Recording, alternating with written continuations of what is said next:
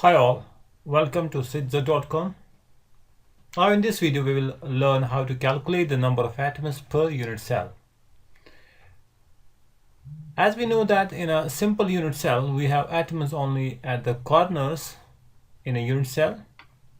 So for this a simple unit cell we can see 8 atoms are present at 8 corners, right? So the total number of atoms, here are 8 at the 8 corners, but the atom which is actually present at the corner, this atom which is present at the corner of a unit cell, it is common to 8 unit cells, means it is shared by 8 unit cells.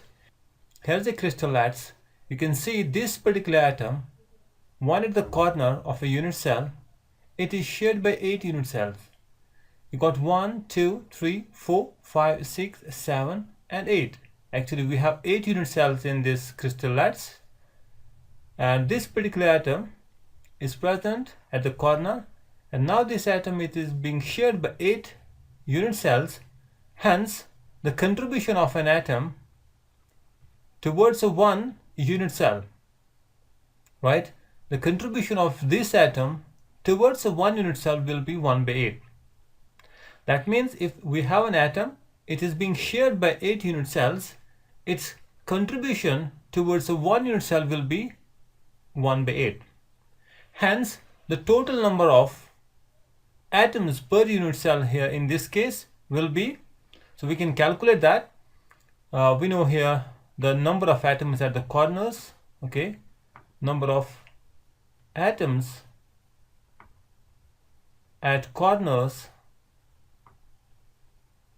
is 8, but the contribution of an atom, right? Contribution of an atom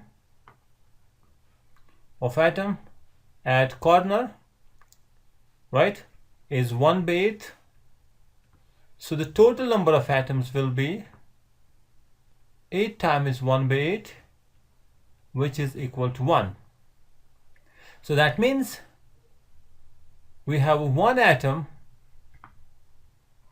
per unit cell, right? Per unit cell. Now let's try to understand this concept again with the three-dimensional waves.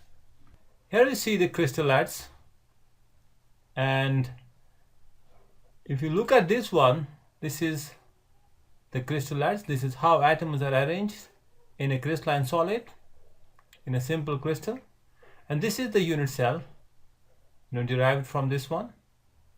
The basic unit of this particular crystal is this one, okay? And this is the three-dimensional view of the unit cell, simple unit cell.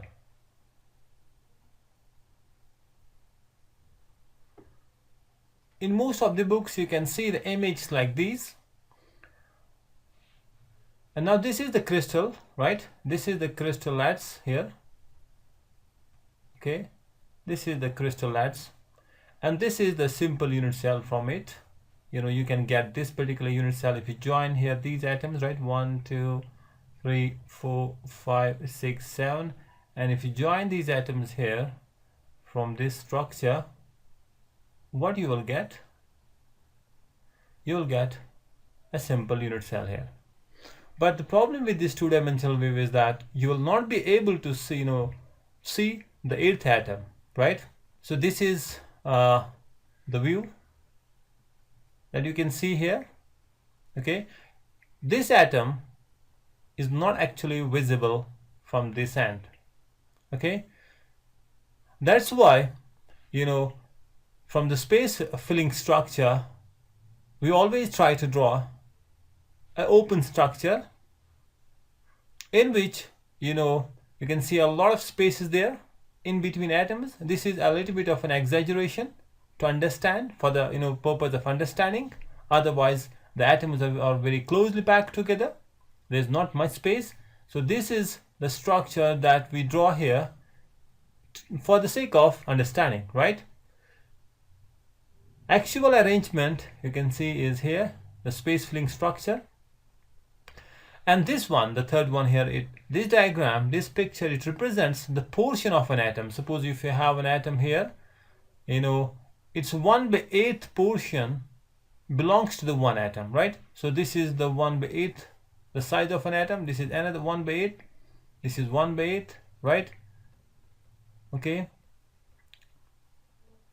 So from all these 8 pieces, what do you get? You can get a one atom, right? If you combine these 8 pieces here, you get a one atom. That's what we say. In a simple unit cell, you have a one atom per unit cell, right? We have one atom per unit cell. Hope you got the concept. Thanks for watching the video. Bye for now.